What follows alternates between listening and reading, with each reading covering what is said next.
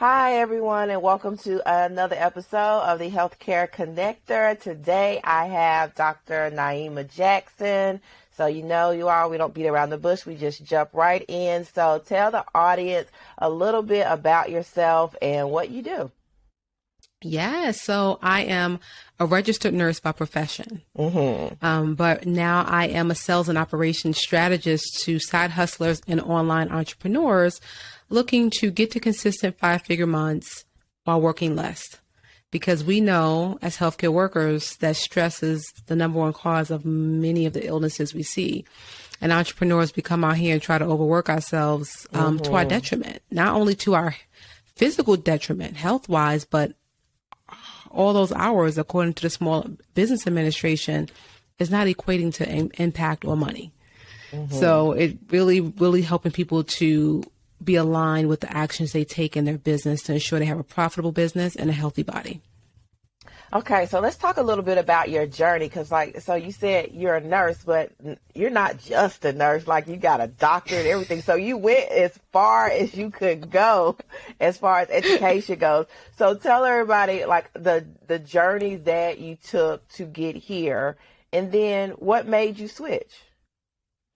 Well, I actually started nursing school when I was 15. I started in my an LPN program. Okay. A licensed practical nursing program. In New York City, I don't know if they still have it, but I went to Hillcrest High School in Jamaica, New York. So if you know that school, and it had an LPN program in it. So I simultaneously completed my practical nursing as well as my high school requirement. So by the time I was 17 years old, I was a nurse.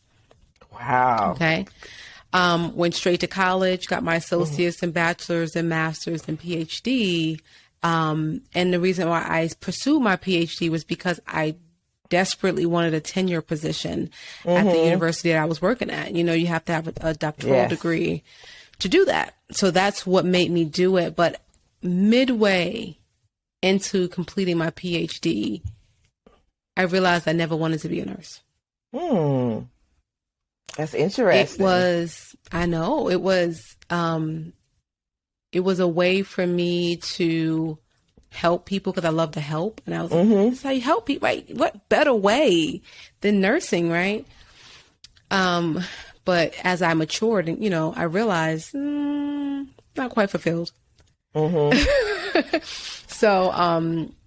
it took me a while, but I started my business and I started out as a health coach because that's what I should do, right? Because I'm a nurse. Yeah. So I did that, went by Naieema the nutritionista.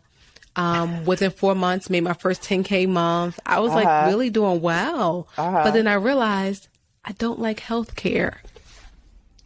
What? It's like, what is really going on? Because, I think the interesting part is sometimes it takes you a while to figure out what it is that you want to do, and you got to try different things. Like I know for the longest, up until like 3 years ago, people would ask me what I wanted to do with my life, and I'd be like I'm still trying to figure it out. Like I still don't know what I want to be when I grow up. So it sounds like it was some of this just trying things out till you figured out what your actual passion was. 100%. And then I realized, I said, what do I like to do? So, I started listening to some things. I love talking to people. I love presenting. I love building relationships. And that comes from nursing as well, which is probably why I thrived in that profession. And then I took some strength tests. I took a Clifton strength test. I took a Colby A strength test. And I took the human design test to see where I was, right? So I learned that I'm a projector. Projectors are meant to guide others, right? I also learned that I am a natural salesperson for my Colby A assessment. Okay, yeah. From my Clifton Strength assessment, I learned that I am naturally strategic. So I was like, okay, how can I mesh sales and strategy in some way? And I figured it out. I said, well, I'm great at sales because it's really all about relationship building, knowing your promise and, messaging. But I'm also great at operations. I don't work much and I'm having consistent 5-figure months. And I'm having clients with 20K months. I'm having clients using my sleigh hour to get leads. I'm like, okay, this works. Yeah. So I'm a sales and operations strategist, period. This is what I was meant to do. I think it's goes to show how important it is to know what your strengths are. I just finished reading this book about building your brand. If you had not taken all those strengths tests, do you think that you would have been able to build this successful brand that you have? Because really those strengths that you have are at the core of what you do and part of why you're successful. I don't think I would have, at least not right now. I still would have been subscribing to what society says. Society says hustle culture, hustle, hustle, hustle. I'll sleep when I'm dead kind of thing, right? All that stupid shit, right? Yeah. I still would have been hustling. Yeah. I still would have been doing what others told me I needed to do. Like, you're a nurse, you should do health something. So no, the strength assessments allowed me to get to know me. Yeah. And what you're really supposed to be doing. So there's lots of, especially nurses right now, but even other people in healthcare that are thinking about entrepreneurship. What's a piece of advice that you would give to someone, brand new and just trying to figure out how to get out of, they're like you, they don't want to do healthcare anymore, or they still do, but they're, trying to figure out what their exit plan is. What's the piece of advice you would give them? I would say start making a list of all the things you like to do. Because you can create a course, a program, or anything related to it. Yes. Case in point, this is really disgusting, but it is what it is. And if we're healthcare workers, we should be able to hear this. Yes. This young lady is selling her farts in a jar, and she's making 6 figures. I did not know that. So if you're sitting on an idea like, I'm not good enough, you are being ridiculous. I'm sorry, I'm not coach. You're being ridiculous and you're stopping yourself. Yes. Because if she's selling her farts making 6 figures, imagine that amazing travel blog you can start. Imagine that amazing parenting coaching, that you can start because you're raising children. Imagine that marriage coaching program that you can start, that copywriting because you are amazing with writing. Imagine the possibilities. Yeah, so the possibilities are endless. And I feel that a lot of the times it's fear that's getting in people's way. It's not even having the right systems, because you can do a lot of stuff without having a lot of things. Like, I started with a cell phone and a laptop, and that was it. So you don't got to have all the things. It's mostly fear. So how have you been able to push past your fears and create this successful business? When society said, like you said, no, you're supposed to be bedside being a nurse. You know what it is? I acknowledge my fear. Oh, okay. I'm like, hey, fear, look, I know you telling me not to go live right now, and I kind of want to listen to you. Oh my gosh. Let me tell you, I needed that today. But I'm about to go live, fear. And not only am I going live, I'm going to go live and I'm a slay. Period. Yeah. And it's like, I'm bold and I talk to it. And I know it sounds weird, but look, the reality is we all talk to ourselves. Okay. Why not do it to encourage yourself? Yeah, that positive self-talk. I love how authentic you are, because I think, a lot of people see on social media and they don't see the part where you had to talk to yourself and tell fear to go sit his ass down somewhere. Like, they just see Dr. Jackson show up on the live as confident you and other people. And so there's this false mentality that you got it all together, you're not struggling, you're confident 100% of the time. And that's really not true. It's not true 100%. If you listen to my podcast, The Determined Fempreneur, in the opening, I tell you that I have an anxiety disorder. I got divorced 2 months ago. My divorce was final 2 months ago. My teenage daughter is pregnant. Right? Yeah. The reality is, struggle is real, but struggle will not stop, Dr. Naieema. No, it won't. Period. Not at all. I mean, I'm a big believer on doing my healing work. As well as doing the work that God has me to do here. Yes. And I'm going to keep pushing. I'm going to keep going. Yes. And, I want people to know that we all come out here with our images, but we're all human. Don't idolize anybody. Yep. And I think, so don't idolize anybody. And, one thing I've had to tell myself is that I'm my selling point. Like, can't nobody else be Dion. Can't nobody else be Dr. Jackson. And if I just lean into that, the people who's supposed to see me, the people that's supposed to buy the course, they'll be there and they'll connect with me. Period. Yeah. So I want you to tell everybody about this program, because you have an amazing program and you get amazing results. So tell everybody a little bit more about your program, what's included, what makes it different from some of the other coaching programs that are out there. Yeah, so I actually launched a new program called Profitable Ease. Okay. And it's a hybrid course / group coaching program geared toward helping people get to that next money milestone, 10K months in 90 days, 20K months, depends on where you are, and 90 days or less with low tech. And in addition to that, I teach you how to do it in working less than 5 hours a day. Period. Yes. From the start. So either whether you've started your business already and you're like, yeah, I'm ready, or you like, I just need to start, I can work with both of them in my program. And I set it up that way because I've removed all the minutia of what you should do. And I give you the steps of what has worked while also giving you room to do what is aligned with you. Okay. So in the program, we offer coaching sessions. We offer weekly co-working sessions that holds you accountable to coming and getting the shit done that you said you want to get done. Right. Our modules walk you through things like, what is your unique value proposition? AKA, what makes you different? Example, when I was Naieema the nutritionista helping people with weight loss, you know why people were paying me $5,000 even though they had a $10 gym over there? Was because I was like, hey, I'm going to help you lose weight while eating carbs. They're like, yeah, ooh, let me do it. I can still have my French fries, right? Thank you. Okay. Thank you. So I teach you to go deep. What makes you unique? Right?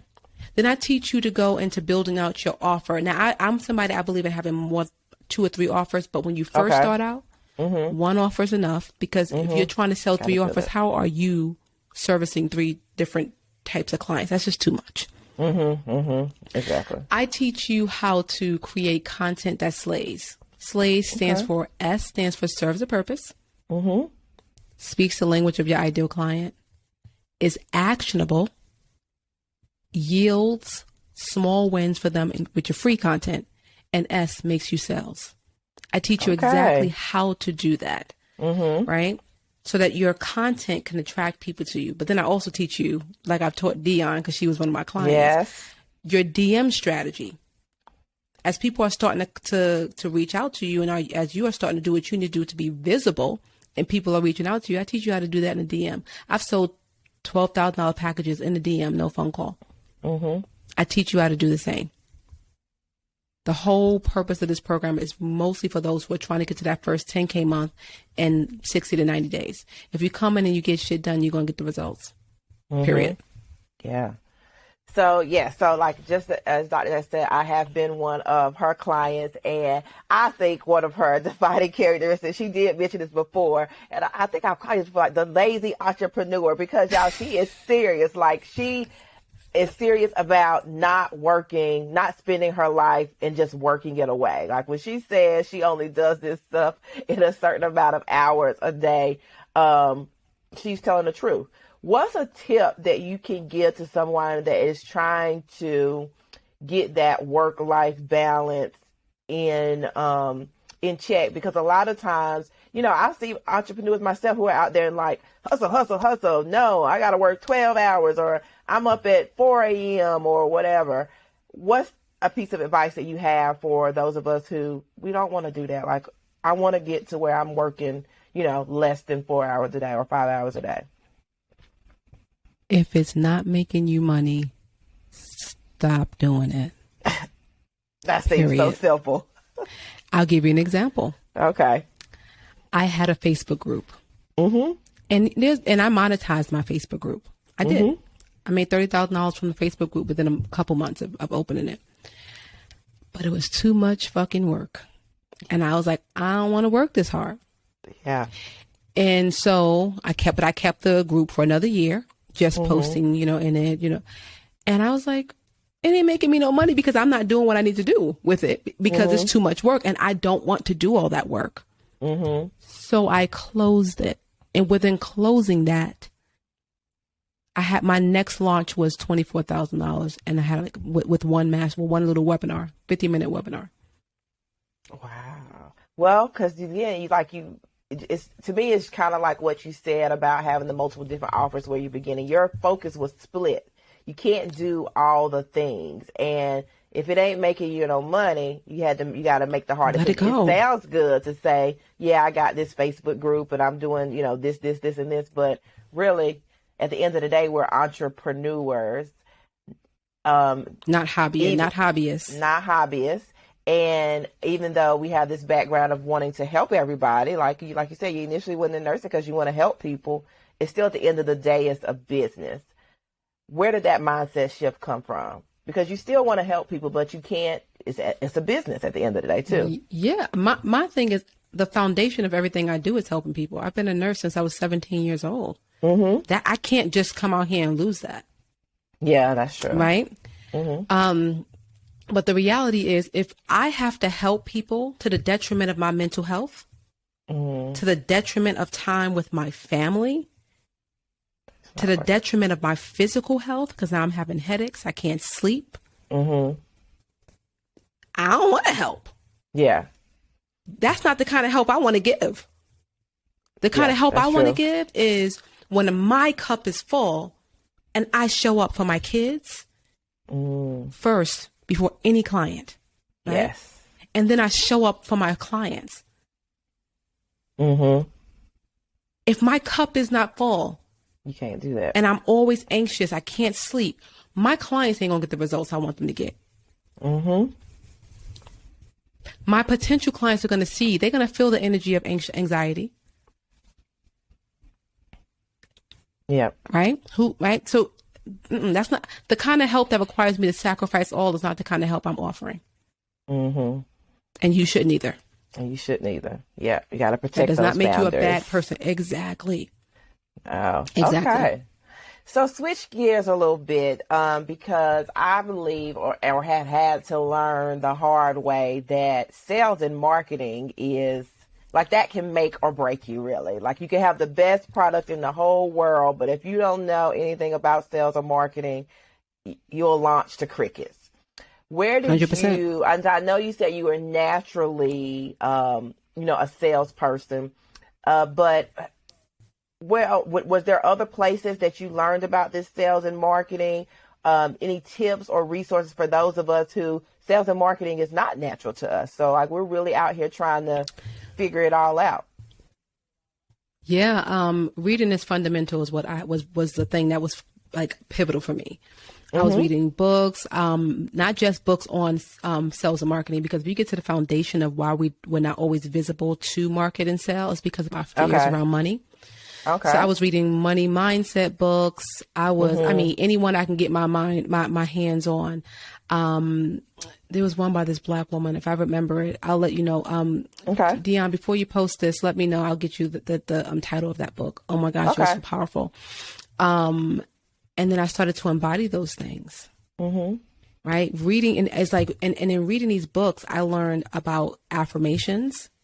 Okay. Like and that's something I offer my clients. Like I offer my clients sales affirmations. Like these, you scared, sis? Okay. Get into the core of your money issues. They're all connected. Right. Those are the three main things, reading.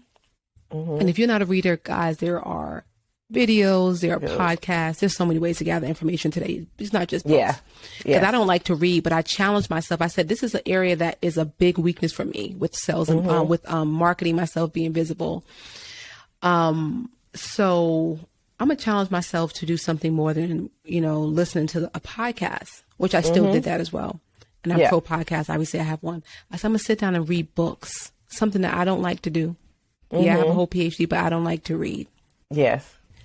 And I was like, okay. And I remember the saying growing up, you want to hide something from Black people? Hide it in a book. Put it in a book. And I was like, I don't know why that came up for me, but it did. Yeah. And I was like, I'm going to do that. And I challenged myself for a whole year to read a different money mindset or marketing book that whole year, that for every month. And I did it. Yeah. I'm doing the same type thing this year. I'm calling it bankable books. And it's around like sales and marketing, money, branding, all of that. Cause I've just determined that's a weakness. So I'm going to focus on, that this year. So doing the same, type of thing as well. Good.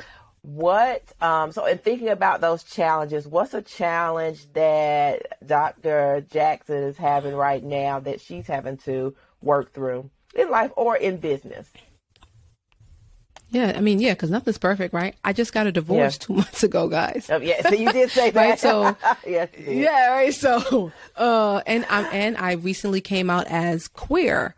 Right? I'm dating a woman, right? So it's a lot of transitions going on in my life right now, and I'm a Christian. So imagine I'm a gay Christian who's divorced. You got all the things, all the things, right? You say if I'm gonna go for it, I'm really gonna go for it.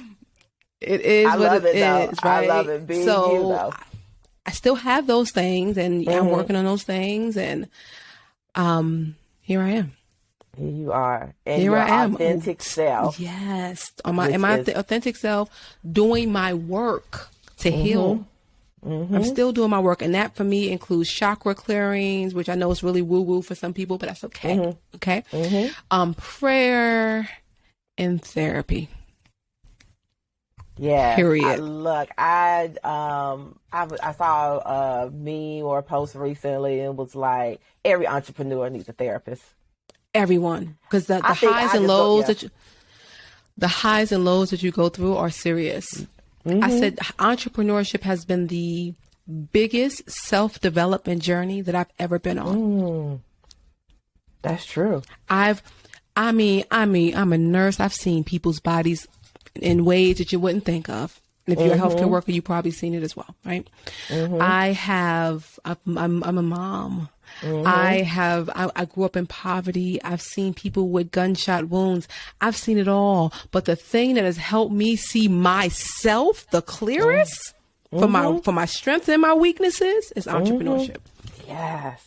I 100% agree with you. And I'm so glad I got it. Because like you said, those, again, going back to social media or the images that we portray, people just see the highlight reels. Girl. But it's up, it's down, it's all around. One day may be really good, the next day. And if you don't know yourself, if you're not working on yourself, it can break you down. It can. I thought about going back to work at first, but then I was like, I don't want to be a nurse. So I'm not going to do that, right? So, I'm about to go drive for Uber. I was so tired of entrepreneurship at a point because I just was, right? It's because of the ups and downs. And I'm trying to pinpoint what was going on at that time. I think I had made a decision to finally leave my husband. So was so much going on. And I was like, dag, I'm about to go drive for Uber. And then the next morning I woke up, I was like, ma'am. No, ma'am. No, okay. No, you're about to do what you know you love doing. Okay. No matter what the ups and downs are, and you're going to go work on your mindset. And I got me a whole therapist right after that. Right after that. I love it. So my favorite question to ask people is, if you could go back to your younger self, what would be the piece of advice that you would give teenage Naieema? Teenage Naieema. Ooh. Or early 20s, just younger you. Be the rich auntie. Okay. Meaning, don't have any kids. It has nothing to do with my love for my children. Nothing, because my kids are well taken care of. And I love them to death. It's just, once I got to know myself and mature, I was like, oh, okay. I love to travel every second. I love to do these things, right? I love... Right, I'm a bit selfish in my mind. My kids wouldn't know that. Sure. Because you sacrifice everything for them. I probably should have been the rich auntie. I have siblings; they got kids. I had them over for a week and then go back home so I can go. Yes, instead of counting down these years until they get out the house, right? Girl. Got me over my here 19, I'm still going to be young. My 19-year-old got the nerve to get pregnant. I was like, you're supposed to be away at you just finished high school. You were supposed to be away at college. I counted down to this. We spoke about sex. What the fuck?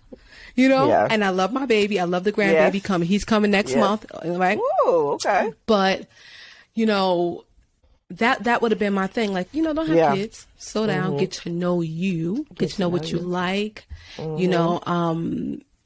Don't trust people's words. Trust people's actions. Ooh, Those would have been the things that I would have told myself. Yeah. But it all works out because everything led you to who you are today and what you're doing today. So, what do you think is a misconception that people have or myth that you want to bust around what you do, around coaching or entrepreneurship? That I am in some way responsible for their outcome. Hey, whole word. Like I'm going to have to insert some clapping hands right here in the midst of the podcast. But go ahead, tell them about it. Just like your professors in college were not responsible for the outcome that right? It's the same thing when you hire a coach. Your coach is supposed to do exactly what a coach is supposed to do. Teach you, right? Give you strategies that they have used or have used on others that may have worked, and then give you the space to implement those. Yep, exactly. And I again, I think it was in some book that I was reading, but the coach isn't like at the center of everything. You're at the center. Like you're supposed to be the hero of your own story, which means you got to do the own work. I'm just there as that, or you're just there as that guide to give you advice, to, steer you around obstacles, things like that. But you got to put in the work. You can't bypass that in entrepreneurship or really in any part of life. Like I think a lot of people are out here trying to figure out the quickest way to get to the success. No, you got to, no matter what, you still got to put in the work. Period.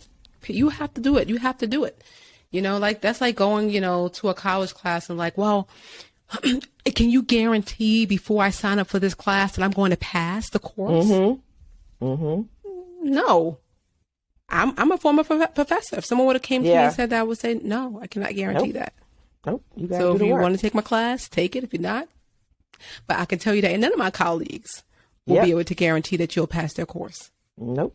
Exactly. Because even with coaching and, and I'm going back to just that as a profession, because I'm, you're healthcare workers, so most of us are probably college educated. It's the same concept. You get out of it what you put into it. Yeah. Period. Definitely. Okay. So we went and said what advice we were going to give to our younger selves. Let's shoot to the future. Where is Dr. Jackson going to be in the next 5 years, 10 years? What you going to be doing? 5-10 years, Dr. Naieema is going to be living in Mexico.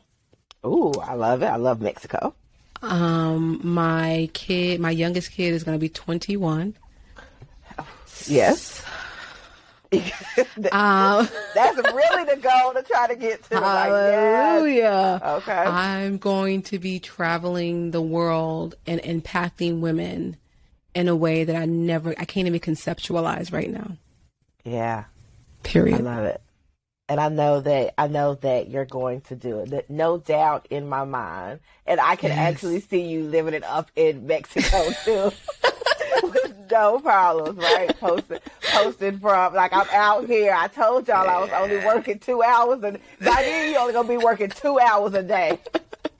If even, because I might have a big enough team where I'm just a visionary. Hey, you right. Okay, that's the truth. Okay, come on. People, I just want to say one more thing. Yeah, come on. I want to just say this. Know this, that all the impact that you want to make in your business, or if you're thinking about coming out, you really want to help others, it doesn't require you to do all the work. Yes. As you grow your business and you have a team, everything that they do that's geared toward your vision is also making that impact. So eventually my goal is to just be the visionary in my business and not to work in my business at all. And every outcome that happens is still an impact that I was able to make because it's my vision. That's so moving towards being the CEO. Yes. Of it.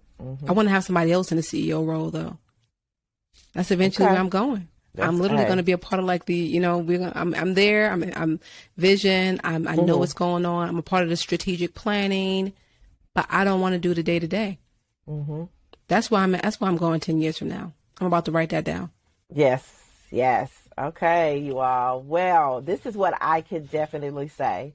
If you are looking for someone to help you with your systems, if you're looking for someone to help you get your sales right, if you want to work less but still bring in money, Dr. Naima Jackson is the person for you. She helped me out a lot. I mean, I can just Honeybook, Ripple, DM strategy. Like those just like three things off the top of my head that like literally changed the trajectory of the coaching business. So definitely check her out. Where can they find you?